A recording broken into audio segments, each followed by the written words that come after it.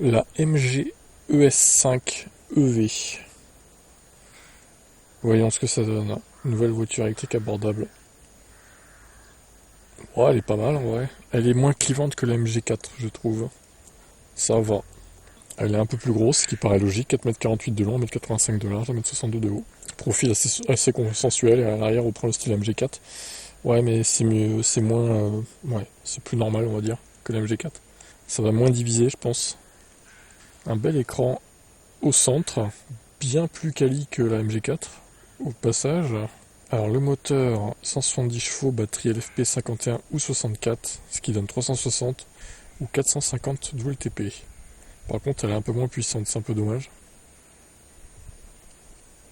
Alors que la MG4, c'est 18 300, donc 3000 euros de moins que la MG4, alors qu'elle est plus grosse. C'est assez étonnant ça. En France, un prix de lancement autour des 30 000 euros semble plus réaliste. Ouais, mais alors, moi, ça se trouve, on va avoir une belle surprise, hein, parce qu'elle est moins chère en Chine que sa devancière. Donc, bon, à voir. Dans la logique, je dirais qu'elle sera plus chère que la MG4, parce qu'elle est plus grosse. Mais bon, on sait jamais, avec la MG, ils vont peut-être nous pondre une belle surprise. Elle a l'air pas mal. Bon, juste le manque de puissance, pas ouf, mais j'aime bien, ça va. Quel est votre avis sur cette voiture? Alors, BYD veut une troisième usine en Europe, apparemment. Eh ben, ils ne s'arrêtent plus chez BYD. Ils ont le vent en poupe.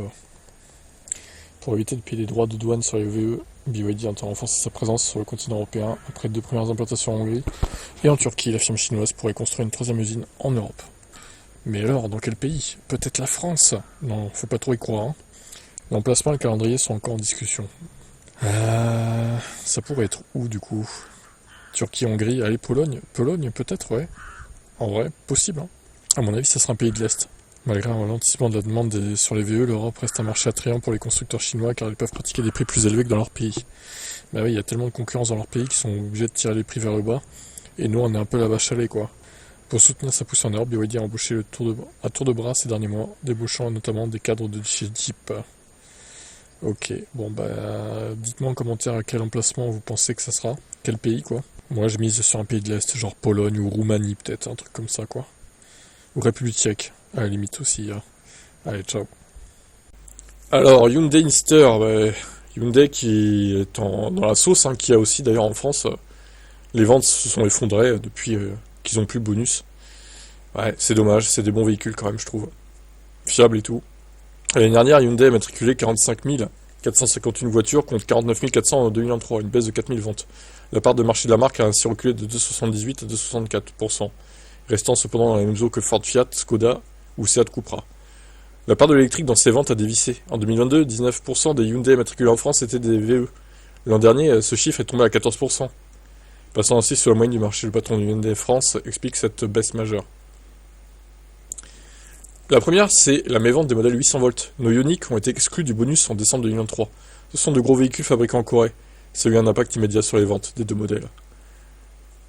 Waouh, sérieux, en 2024, 817 Ioniq 5 et surtout seulement 286 Ioniq 6.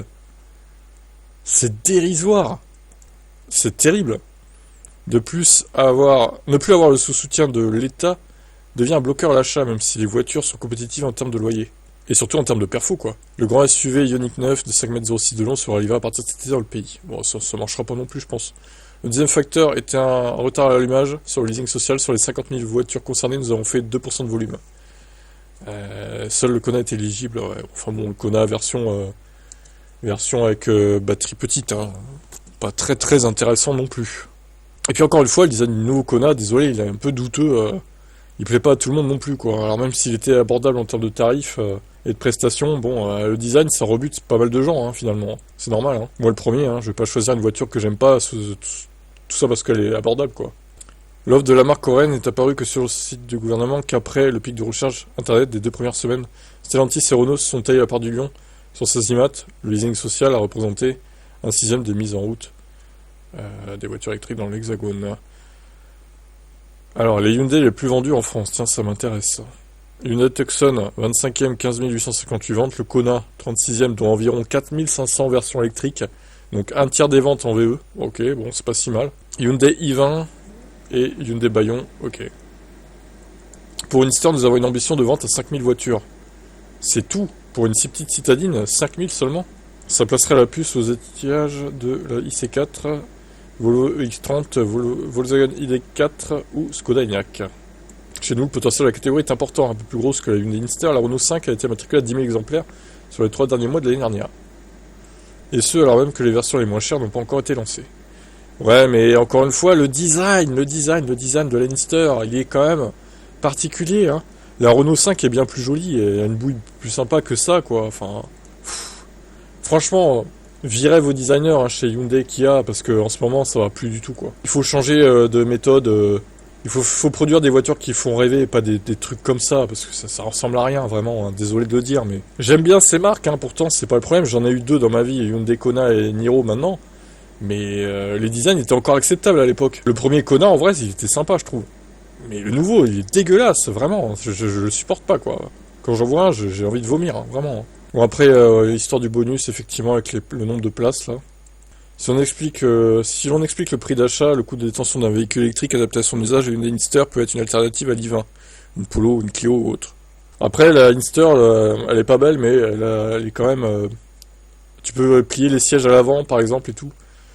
Je trouve que ça, c'est pas mal. Elle est polyvalente d'un côté, quoi. Elle est modulable. Voilà, je cherchais le terme, elle est modulable.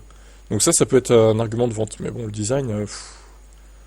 c'est un peu douteux quand même. La Ioniq 6, j'aime bien par contre, ça va, je la trouve belle, mais elle est trop chère quoi. Elle est bien trop chère, bien trop grosse. Il faudrait faire une petite Ioniq 6 en fait. Un peu comme la Ioniq 28 de l'époque, mais en version plus compacte, on va dire. Une berline compacte quoi. Ça serait l'idéal, mais bon. Et je pense pas qu'ils feront ça, du coup. Ça a pas l'air d'être prévu. Bon, bah Hyundai, c'est en train de se casser la gueule en France en tout cas. Dans les autres pays, ça va peut-être mieux, mais en France, Hyundai Kia, ça va plus. Dommage. Une nouvelle menace plane sur les VE. Alors on parlerait de cyberattaque, de piratage. Qu'est-ce que c'est ça? Un rapport révèle que les cyberattaques aux stations de recharge ont augmenté de 39% en 2024. Ce sont les attaques directes envers l'infrastructure de charge qui semblent avoir progressé. Aux États-Unis, la cybercriminalité autour des bornes de recharge est de plus en plus répandue.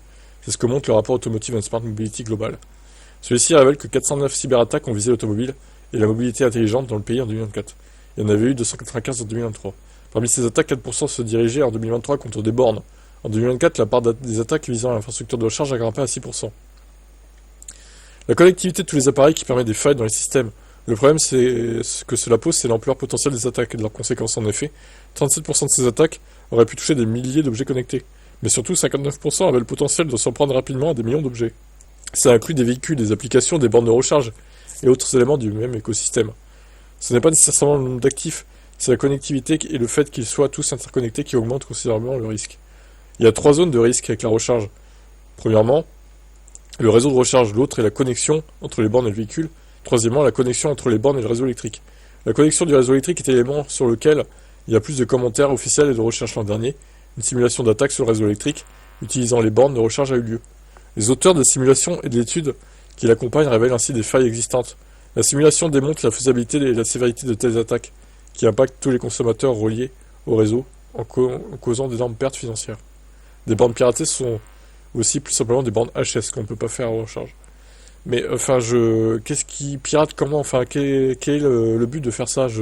Ils détaillent pas. Bon, c'est fait exprès, je pense qu'ils détaillent pas pour garder une certaine confidentialité. Mais qu'est-ce qui se passe en fait concrètement quand ils piratent en fait? On aimerait bien savoir ça en fait. C'est pas dit, c'est dommage. Il nous manque des informations là.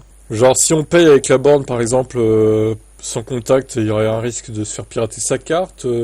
Son compte bancaire, je sais pas, c'est pas très clair. Bon, il faudra en savoir plus, quoi. Dites-moi en commentaire si vous avez plus d'infos sur ce sujet, éventuellement, mais bon, ça reste un peu inquiétant, quand même. Même si, bon, ça a l'air d'être localisé aux États-Unis, mais pas impossible que ça arrive chez nous, à terme.